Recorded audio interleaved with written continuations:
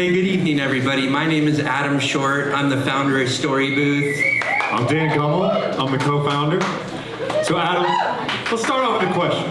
Yeah. What's one of the most natural things for humans to do?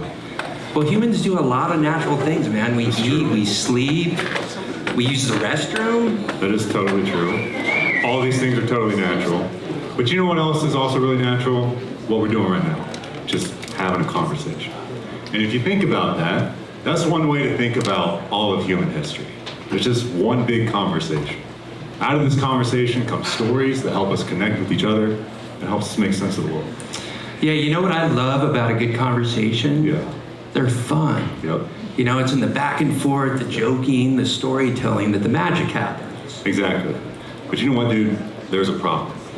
And the problem is our world kind of sucks at conversation right now, if we're being honest. It's true. You know, it's funny because we've technically never been more connected, but it's like we're losing this ability to truly connect with each other.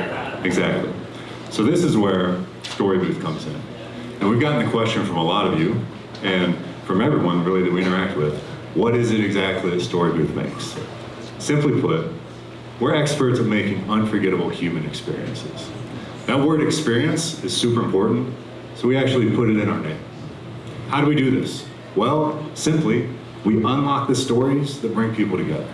That word story, also super important, so we also put that in our name. As for the booth, I mean, dude, that's where the magic happens. Yeah. This thing is climate controlled, it's portable, it goes wherever the people and the stories are. You know, StoryBooth started with a question. Could I create a space where people would sit down, have a conversation, press record, and share a story? And if so, where would I do it and how would I deliver those stories? My first version was really scrappy and homemade, and it just so happened to take place at a family wedding. But people loved it, and I emailed out the audio. And since then, StoryBooth has grown. I designed a tent, and I called it a booth. And I met my partner, Dan, who has a background in public radio production and podcast production. And together, we've joined forces. And we've learned that people love a lot of things about StoryBooth. They love the product, which is a podcast series that's private, but you access it through the major podcast platforms. They also love the experience of stepping into the story booth with their friends and recording a podcast, like this group. Okay, ladies, here we go. We were standing in line for like probably 75 minutes. That was great. That was so great. Thank you. It's true. We regularly have groups of 4 wait up for an hour to get into the story booth to record a podcast. But we've also learned that our margins are good. We're earning about $5,000 an event $5,000 revenue per event. Our margins are 58%, trending up. We've learned to plan to scale through licensing, franchise, and business-to-business partnerships. And we learn from our customers all the time that StoryBooth feels effortless. And most importantly, people have a ton of fun.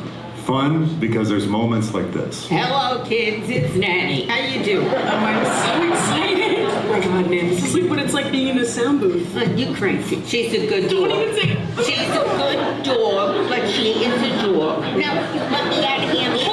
Give me 2 more minutes.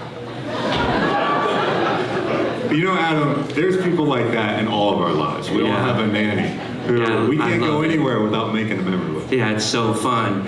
We've also learned that there's applications for StoryBooth everywhere. And with customers like University of Washington, we're aggressively pursuing more corporate and professional opportunities. We're also exploring StoryBooth application around legacy celebration, like this. I've lived a golden life. I'm at the midpoint right now of what the doctor predicted, and I can tell it's about right. I'm Harley. Phil was one of the best grandfathers ever.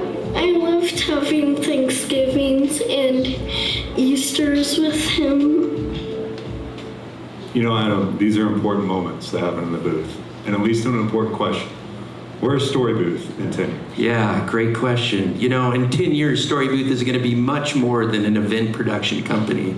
we're going to be a brand known worldwide for leading the evolution of storytelling. Exactly. In order to get there, tonight, we need your help. You see, we know that we've got a great product. And importantly, we know that we've got a great product. Say it again. And importantly, we've got good margin, we're profitable. Also, we're first to market, and we want to move fast. But there's still one piece that's missing. We need to activate our expansion plan.